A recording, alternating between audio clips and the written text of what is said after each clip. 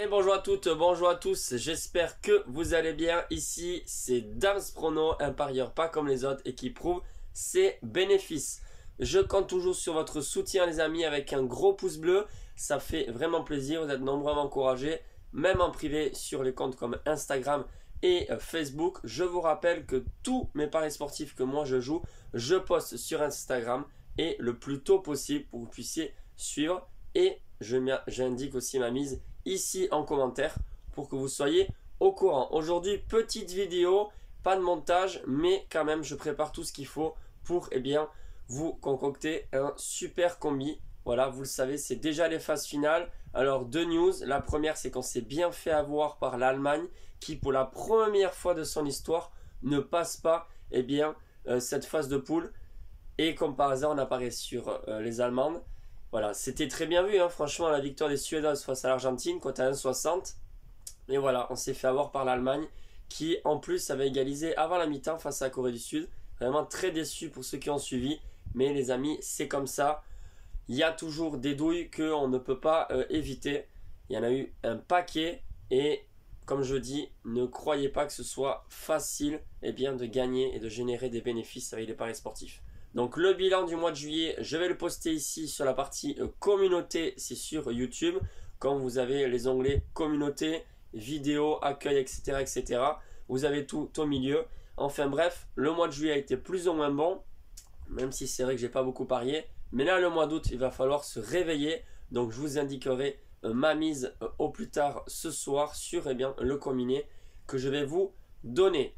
Petite info, l'équipe de France a vraiment un tableau je vais pas dire facile mais vraiment ouvert, puisque elles vont affronter le Maroc en huitième de finale. Elles ont quand même de bonnes chances de s'imposer, et si l'équipe de France s'impose, elle affrontera l'Australie ou le Danemark. Donc ça sera déjà un match très intéressant, mais quand même éviter les favorites comme les États-Unis, les Pays-Bas, les Anglaises, l'Espagne, etc. Franchement, c'est plutôt pas mal.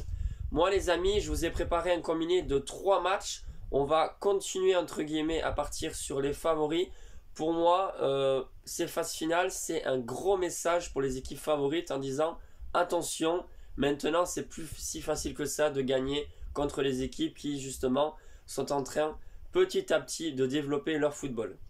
Je pense par exemple à l'Afrique du Sud qui s'est qualifiée, et pour eux c'est une grande fête. Elles vont affronter les Pays-Bas, mais pour moi c'est un match quand même avec une différence de niveau toujours pareil assez élevée.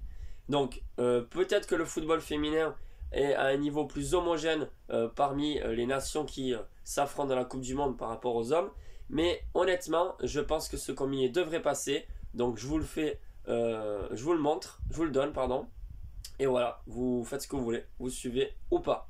Ça commence le samedi 5 août, Suisse-Espagne. On va prendre la victoire de l'Espagne en sec, cote à 1,35 plus ou moins.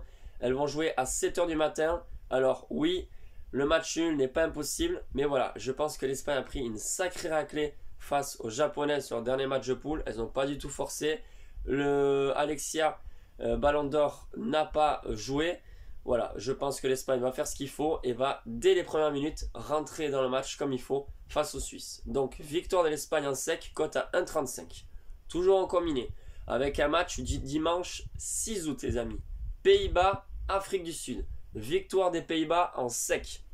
Et enfin, le dernier match, c'est les Anglaises face au Nigeria, le lundi 7 août. Là aussi, ça joue le matin. Victoire des Anglaises en sec. Et c'est 3 victoires. Donc, entre l'Espagne, les Pays-Bas et les Anglaises, ça fait une cote totale de 2,10 les amis.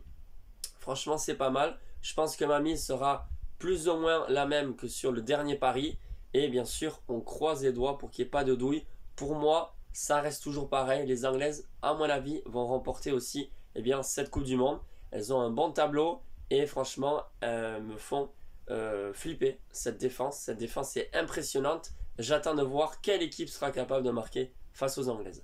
Bref, vous connaissez mon combiné de 3 matchs. Je vous dis à bientôt pour de nouveaux pronostics. Ciao les amis.